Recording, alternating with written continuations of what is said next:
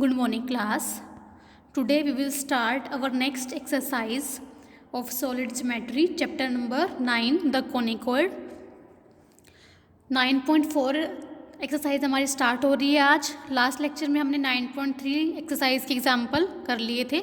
आज हम स्टार्ट कर रहे हैं 9.4 एक्सरसाइज की. सबसे पहले आपके पास है आर्टिकल्स. फर्स्ट आर्टिकल है इन्वेलपिंग कोन, टेंजेंट कोन. आपको इसके नेम से ध्यान आएगा होगा कि आपने कहाँ पे पढ़ा है. ठीक है, कोन वाले चैप्टर में आपने इन्वेलपिंग कोन पढ़ा है, टेंजेंट कोन पढ़ा है. ठीक है, तो आपने वहाँ पे जो इन्वेलपिंग कोन पढ़ा है चैप्टर नंबर 7 कोन में. ठीक है, जो वहाँ पे टेंजेंट कोन पढ़ा है उसमें और इसमें क्या डिफरेंस है कि वहाँ पे जो कोन होता था वो आप किसके रिस्पेक्ट में निकालते थे, स्फीयर के रिस्पेक्ट में. जो हमारा सरफेस था वहाँ पे सरफेस था स्फीयर. बस यहाँ पे क्या डिफरेंस है, जो आपके पास सरफेस है वो आपके पास कोनिकॉइड है. ठीक है, जो हमारा स्फीयर है वो भी तो 3D में है, 3D में होता है ना, तो कोनिकॉइड भी हमारे पास 3D में सरफेस है. ठीक है, बस सरफेस का डिफरेंस है. अदरवाइज आर्टिकल सारा सेम ही है, जैसा आपने वहाँ पे किया था सेम एज इट इज़ आपने यहाँ पे करना है. देखो, चाहे आप एक मैच भी कर लीजिए जब आप इसको पढ़ोगे, एक एक लाइन में सारा सेम है, बस सरफेस का डिफरेंस है. तो मैं आपको बता देती हूँ कि इन्वेलपिंग कोन होता क्या है. देखो, चैप्टर नंबर 7 में जो आपके पास सरफेस था वो स्फीयर का था, यहाँ पे जो सरफेस है वो कोनिकॉइड है. तो हमारा इन्वेलपिंग कोन टेंजेंट कोन, जैसे इसके नेम से ही पता लग रहा है टेंजेंट कोन क्या होता है. ठीक है, हमारे पास एक गिवन पॉइंट होता है. जैसे हमारे पास गिवन पॉइंट है P x1 y1 z1, तो इस गिवन पॉइंट से मैं अपने गिवन सरफेस के ऊपर टेंजेंट लाइन ड्रॉ करती हूँ. ठीक है, जैसे आप ये टेंजेंट लाइन ले लो या फिर ये वाला टेंजेंट लाइन ले लो. ठीक है, तो ये टेंजेंट लाइंस का जो लोकस होगा, ये टेंजेंट लाइन इस सरफेस के ऊपर जो हमने डाली है, जो ये पार्ट ट्रेस करेगी. ठीक है, जब ये घूमेगी ना, जैसे ऐसी लाइन है, जब ये ऐसे घूमेगी, ऐसे घूम के जो उसका लोकेशन होगी, जो ये पार्ट ट्रेस करेगी, वो आपको एक कोन मिलेगा. उस कोन को आप क्या बोलोगे, इन्वेलपिंग कोन. ठीक है, जैसे यहाँ पे टेंजेंट डाला है मैंने, देखो ये पेंसिल है, मान लो पेंसिल मेरा टेंजेंट है किसके ऊपर, सरफेस के ऊपर. तो इसका जो ये पार्ट ट्रेस होगा जब ये ऐसे घूमेगी, ठीक है, तो जो ये लोकेशन, जो ये पाथ लोकेट करेगी, वो एक आपको कोन मिलेगा.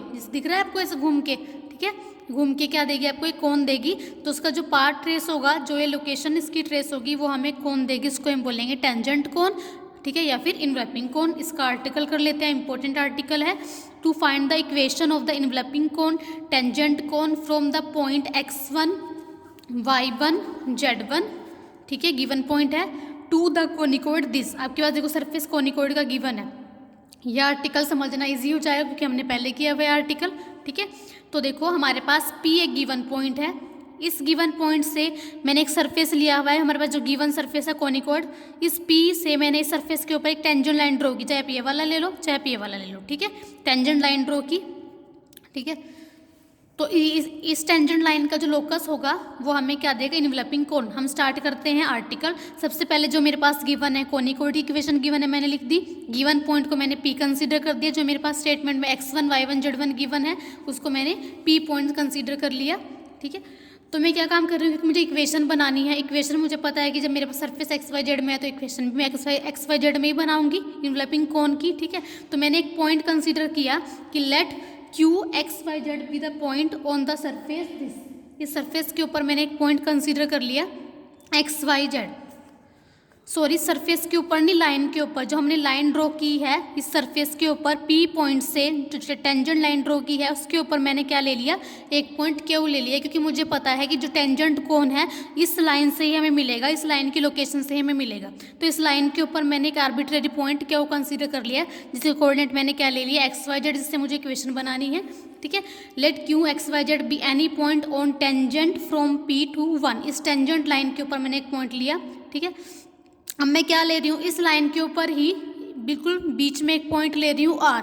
ठीक है, मैं क्या ले रही हूँ, इस लाइन के PQ लाइन के पे एक पॉइंट ले रही हूँ R, जो PQ को मैं कंसीडर करूँगी K/1 में डिवाइड करेगा. ठीक है, PQ सेगमेंट को, लाइन को R पॉइंट K/1 में डिवाइड करेगा, मैं अपनी तरफ से कंसीडर कर रही हूँ. ठीक है, if R divide PQ in the ratio K/1 then the coordinate of R. तो मैं इस R के कोऑर्डिनेट निकालूंगी बाय यूजिंग सेक्शन फार्मूला. इस R के मैं कोऑर्डिनेट निकालूंगी जैसे हमने उस आर्टिकल में निकाले थे चैप्टर नंबर 7 में इन्वेलपिंग कोन. तो आर पॉइंट के कोऑर्डिनेट सेक्शन से निकालेंगे, सेक्शन फार्मूले से। तो कैसे निकालते हैं, k/1 मैंने डिवाइड किया तो k की मल्टीप्लाई x के साथ, 1 की मल्टीप्लाई x1 के साथ, k into X plus x1 upon k1 plus k plus 1, comma ऐसे y कोऑर्डिनेट निकालेंगे k into Y plus y1 upon में k प्लस 1, ऐसे ही आप ऐसे निकालोगे, ठीक है। ये हमारे पास किस कोऑर्डिनेट आ गए, आर पॉइंट के। अब आर पॉइंट देखो किसके ऊपर लाई कर रहा है, सरफेस के ऊपर लाई कर रहा है। इसका मतलब आर पॉइंट है जो किसको सेटिस्फाई करेगा, हमारे गिवन सरफेस को। तो मैं आर के कोऑर्डिनेट उठा के कहाँ पुट कर दूंगी, अपने सरफेस में, ठीक है। अब हमारा जो आर पॉइंट है आपको पता है फिगर में कहाँ लाई कर रहा है, सरफेस के ऊपर। तो कोनिक इक्वेशन को सेटिस्फाई करेगा। देखो मैंने x के प्लेस पे, y के प्लेस पे, z के प्लेस पे कोऑर्डिनेट पुट करा दिए हैं आर के। उसके बाद नीचे हमारे पास देखो k प्लस 1 का होल स्क्वायर एलसीएम आएगा, एलसीएम लोगे उस साइड शिफ्ट करोगे, यहाँ 1 प्लस k का होल स्क्वायर आएगा, उसको उस साइड फिर शिफ्ट करोगे तो माइनस हो जाएगा। यहाँ पे आप इसको सॉल्विंग करोगे तो आपके पास एक k स्क्वायर में, क्योंकि हमारे पास यहाँ कॉन्स्टेंट तो k ही है ना, जो मैंने k/1, जब हमने k/1 में डिवाइड किया है तो हम k में इक्वालिटी इक्वेशन बनाते हैं ना, तो हमारे पास k स्क्वायर में इक्वालिटी इक्वेशन आ जाएगी। क्लियर है, क्योंकि जो हमारा पॉइंट आया है आर वो k में तो है, तो हमने k स्क्वायर में इक्वालिटी इक्वेशन बनानी है। तो हमारे पास k स्क्वायर में इक्वालिटी इक्वेशन आ गई। यहाँ से हमें k के 2 रूट्स मिलेंगे, ठीक है। k की इक्वालिटी इक्वेशन है तो k की कम से कम, तो k की 2 वैल्यू तो लाई करेंगी, ठीक है। अब 2 वैल्यूज़ अगर लाई करेंगी k की अगर आपको 2 वैल्यू मिल जाती है, अब यहाँ पुट करोगे तो आपके पास r की 2 वैल्यूज़ आ जाएंगी, 2 पॉइंट आ जाएंगे r की। पर हम तो कह रहे हैं कि जो r पॉइंट है वो टच कर रहा है, जो PQ पे r पॉइंट है, क्योंकि PQ लाइन सरफेस को टच कर रही है। टच करने का मतलब है कि सिंगल पॉइंट पे टच कर रही होगी, ठीक है। तो उसका मतलब है कि वहाँ से जो k की 2 वैल्यू आई हैं वो डिफर ना होकर इक्वली आएंगी, क्योंकि अगर वो डिफरेंट हो गई तो r की 2 वैल्यूज आ जाएंगी। उस केस में ये लाइन PQ r इस सरफेस को टच करने की बजाय इंटरसेक्ट कर जाएंगी, बीच में से गुजर जाएगी ऐसे, ठीक है। पर हमने तो क्या लिया कि PQ तो टेंजेंट है सरफेस पे, टेंजेंट्स की वजह से इसका मतलब है कि जो r पॉइंट के कोऑर्डिनेट आए हैं, जो r पॉइंट आएगा वो सिंगल एक ही पॉइंट आएगा जिस पॉइंट पे PQ लाइन सरफेस को टच कर रही है, ठीक है। तो इसका मतलब है कि r का एक सिंगल ही पॉइंट होना चाहिए। उस सिंगल पॉइंट बनाने के लिए जो k की 2 वैल्यूज आएंगे वो डिफर ना होकर हम क्या लेंगे, इक्वल लेंगे, तभी हमारे पास एक ही पॉइंट आएगा, क्योंकि PQ टच कर रही है r पॉइंट पे सरफेस को, ठीक है। अब जो हमारे पास 2 है, 2 हमने किसको माना हुआ है, इस k स्क्वायर वाली इक्वेशन को। Now 2 is a quadratic in k, hence give 2 values of k। पर हमारे पास जो PQ है वो टच कर रही है कोनिक कोड को एट r पॉइंट पे। टचिंग की वजह से r के एक ही कोऑर्डिनेट आएंगे, r का एक ही, r के हमारे पास जो पॉइंट r है वो सिंगल ही आएगा। तो उसका मतलब k की जो 2 वैल्यू डिफर न होकर सेम आएगी। Therefore equation 2 has equal roots. अगर अलग अलग रूट आ जाते हैं तो r की 2 वैल्यूज आ जाएंगी, उस केस में इंटरसेक्शन की कंडीशन बन जाएगी। पर हमने कंडीशन किसकी बनानी है, टचिंग की, तो इसलिए हमारे पास k की जो डिफर वैल्यू ना आके इक्वल वैल्यू आएंगी, मतलब एक ही रूट आएगा इसका, मतलब 2 रूट आएंगे पर इक्वल आएंगे। उसकी वजह से हमारे पास जो r पॉइंट है एक ही पॉइंट मिलेगा आपको सिंगल, ठीक है। तो अगर हमारे पास किसी भी इक्वेशन के इक्वल रूट आ जाते हैं तो उस केस में हमारे पास क्या है, डिस्क्रिमिनेंट 0 हो जाता है, क्योंकि हमारे पास अगर किसी भी क्वाड्रेटिक इक्वेशन के रूट क्या होते हैं, -b plus minus under root में d/2a। यहीं से तो हमारे पास डिफर होते हैं, एक प्लस का रूट एक माइनस का रूट, पर हम तो कह रहे हैं कि इक्वल रूट आ रहा है, इक्वल रूट की वजह से ये चीज़ आ ही नहीं रही होगी। इसका मतलब डिस्क्रिमिनेंट 0 रहा होगा, यानी कि डिस्क्रिमिनेंट क्या होता है, b² minus 4ac is equal to 0। तो b² equal to 4ac, b क्या होगा इस इक्वेशन में कोफिशिएंट ऑफ k, a क्या होगा कोफिशिएंट ऑफ k², c क्या होगा कॉन्स्टेंट टर्म, ठीक है। b² मतलब k का कोफिशिएंट 2 का स्क्वायर 4, सारे का square equal to 4 into a into c। यहाँ पुट कर दोगे सारा कुछ, 4 से 4 कैंसिल आउट हो रहा है, इसने राइट हैंड साइड को पहले आगे लिख दिया, इसको भी इधर लिख दिया, ठीक है। अब आपके पास देखो इस इक्वेशन, ये आपके पास किसी इक्वेशन आ गई इनवेलपिंग कोन की, टेंजेंट कोन की। इसको ही फर्दर मैं ऐसे लिख सकती हूँ, देखो आपके पास ये कोनिकोइड है, 1 को अगर साइड शिफ्ट करते हो तो आपके पास कोनिकोइड इक्वेशन ही तो है। अगर मैं इस सरफेस को ऐसे लेट कर लेती हूँ और ये हमारे पास क्या है, सरफेस में x के प्लेस पे x1 y1 z1 पुट किया है ना, y के प्लेस पे y1 z के प्लेस पे z1, तो उसको मैं s1 लेट कर लूँगी। और हमारे पास इक्वेशन ऑफ टेंजेंट होती है x into x1 y into y1, तो उसको मैं t लेट कर लूँगी। तो हमारे पास जो इन्वेलपिंग कोन की जो इक्वेशन है वो किस में रिड्यूस हो जाएगी, s into s1 equal to T square, where s हमारे पास क्या है, गिवन सरफेस, s1 क्या है सरफेस में जब मैंने अपना गिवन पॉइंट पुट करा दिया, और t क्या है, equation of a tangent. Clear है। ऐसे ही सेम आर्टिकल अपने चैप्टर नंबर 7 में जहाँ पे इन्वेलपिंग कोन था with respect to a sphere सारा पड़ा है, बस सरफेस का ही डिफरेंस है, ठीक है। नेक्स्ट आर्टिकल है इन्वेलपिंग सिलेंडर, ये भी बिल्कुल ईजी है, इसके तरह ही है, बस यहाँ पे इन्वेलपिंग सिलेंडर मतलब टेंजेंट सिलेंडर, जैसे हमारे पास एक टेंजेंट कोन मिला है उसी तरह से टेंजेंसी कंडीशन से ही हमारे पास इनवेलपिंग सिलेंडर बनेगा। इसमें हमारे पास क्या होता है कि आपके पास एक गिवन सरफेस है कोनिकोइडी, ठीक है। अब इस हमारे पास इसमें क्या होगा, एक तो आपके पास गिवन सरफेस होगा, जैसे लास्ट आर्टिकल में तो हमारे पास क्या था, सरफेस गिवन था, एक गिवन पॉइंट था, ठीक है। यहाँ पे हमारे पास क्या होगा, एक सरफेस गिवन होगा जो कोनिकोइड है, एक लाइन गिवन होगी, ये आपको दिख रही है लाइन, ठीक है। इस लाइन के ही पैरेलल मैं क्या लूँगी, टेंजेंट्स उठाऊंगी सरफेस के ऊपर, ठीक है। इस लाइन के पैरेलल में टेंजेंट्स उठाऊंगी सरफेस के ऊपर, तो इन टेंजेंट्स लाइन का जो लोकस होगा, जो ये पार्ट ट्रेस करेंगी हमें, वो क्या मिलेगा हमें, इनवेलपिंग सिलेंडर। क्लियर है। इस वाले आर्टिकल में एक तो सरफेस गिवन होगा, एक लाइन गिवन होगी, इस लाइन के पैरेलल आपने टेंजेंट ड्रॉ करने हैं सरफेस के ऊपर, तो इनका जो लोकेशन होगा, इनका जो लोकस होगा, जो पार्ट ट्रेस करेंगी वो हमें क्या मिलेगा, इनवेलपिंग सिलेंडर। तो देख लीजिए article, to find the equation of the enveloping cylinder of the conicoid this whose generator are parallel to this, ठीक है। हमारे पास एक गिवन लाइन है, जो इनको हम जनरेटर बोलते हैं, सिलेंडर के, जो सिलेंडर के जनरेटर है, जो सिलेंडर को जनरेट कर रहे हैं, इस लाइन के पैरेलल है, तो आपने किसकी इक्वेशन निकालनी है, इनवेलपिंग सिलेंडर की, ठीक है। तो हमारे पास जो भी गिवन है वो लिखो, सबसे पहले गिवन लाइन है, लाइन लिख दी, कोनिकोइड गिवन है, कोनिकोइड लिख दिया। अब आपने इक्वेशन बनानी है इनवेलपिंग सिलेंडर की, तो उसका मतलब है कि जिनसे वो जनरेट हो रहा है उसके ऊपर पॉइंट लेना पड़ेगा। तो मैंने P पॉइंट ले लिया, x1 y1 z1, यहाँ पॉइंट तो कोई गिवन ही नहीं है, वहाँ पे तो x1 y1 z1 पहले गिवन था, तो मैंने दूसरा point x y z consider किया था।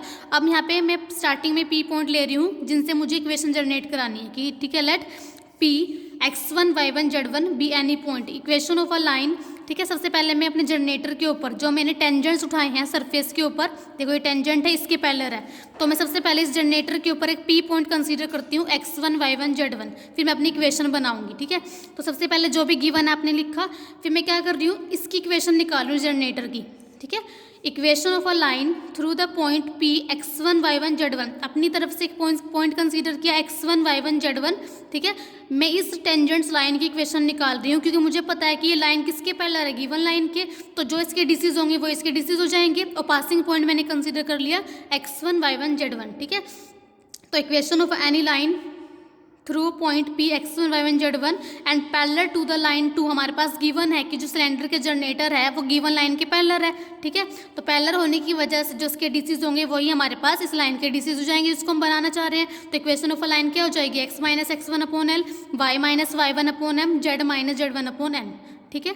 अब हमारे पास जो लाइन थर्ड है, ये आपको पता है टेंजेंट है सरफेस के ऊपर, ठीक है। टेंजेंसी की वजह से क्या होगा कि अगर इस लाइन के ऊपर आप कोई पॉइंट उठाओगे तो हमारे सरफेस के ऊपर लाई कर जाएगा, ठीक है। तो सबसे पहले मैं इस जनरेटर लाइन के ऊपर पॉइंट निकालती हूँ इक्वल टू आर लेके, तो इस लाइन के ऊपर अगर कोई पॉइंट निकालोगे तो क्या आ जाएगा, इसको इक्विलेट करोगे आर के, तो एक्स की वैल्यू आ जाएगी एल इंटू आर, क्या आ जाएगा हमारे पास एक्स की value L into R plus x1, ऐसे वाई की वैल्यू कितनी आ जाएगी, M into R plus y1, इसी तरह z की वैल्यू क्या आ जाएगी, N into R plus z1। तो इस लाइन के ऊपर हमारे पास पॉइंट आ गया, ठीक है।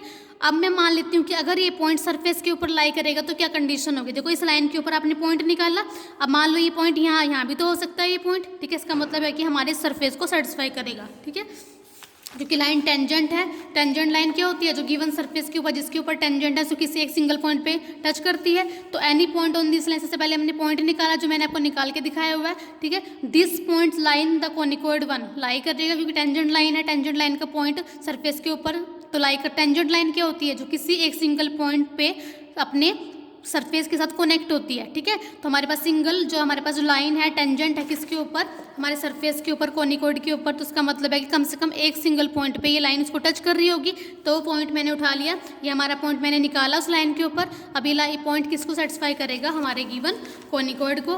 तो आपने एक्स वाई जेड के प्लेस में कोनिकोइड के इक्वेशन में आपने पुट कराना है। यहाँ पे आपके पास जो कॉन्स्टेंट हमने आर उठाया था, आर में क्वाड्रेटिक इक्वेशन आएगी, यहाँ से आपके पास आर की 2 वैल्यूज आएंगी, ठीक है।